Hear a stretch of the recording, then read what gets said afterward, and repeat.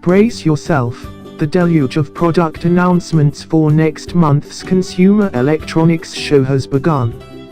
LG took its turn in the spotlight on Thursday, announcing a trio of new monitors that'll be showcased in full at the upcoming trade show. The star of the bunch is likely the 34WK95U, a 34-inch ultra-wide monitor with a, roughly, 21:9 aspect ratio and a 5 Kelvin resolution. Well, sort of 5 Kelvin. That resolution is technically 5120 x 2160, meaning it has the same number of vertical pixels as a 4 Kelvin monitor but adds pixels horizontally. The device will include a Thunderbolt 3 port and what appear to be fairly slim bezels, too. The idea here is to court professionals who need to have several windows open at once, edit images and videos with precision, and so on. Here's hoping it doesn't suffer from any technical issues like its last high-profile 5 Kelvin monitor. There's a new 32-inch 4 Kelvin monitor, too.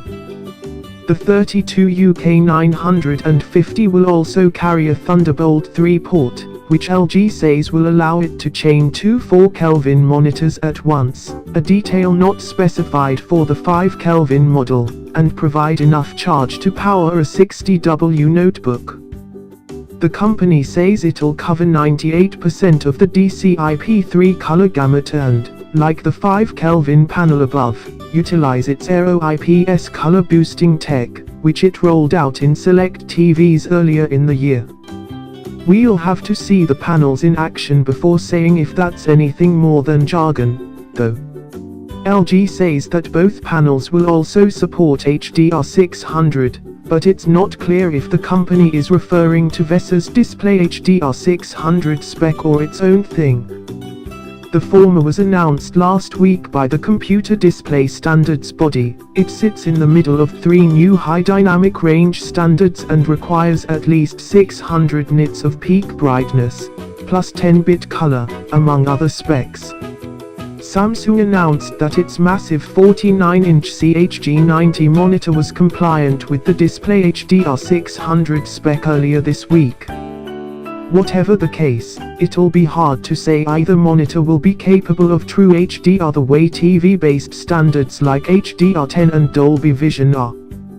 Both of those specs reach at least 1000 nits and are thus capable of facilitating the higher contrast ratios needed to take advantage of HDR content more fully. That said, sitting a foot away from a screen that bright probably wouldn't be much fun for your eyes. LG briefly mentioned a new QHD gaming monitor that will support video G-Sync in its press release, too. In general, there's still plenty we don't know about all 3 monitors, namely, when they are coming and how much they'll cost. The company didn't immediately respond to a request for comment, but we'll likely get more details once CES kicks off next month.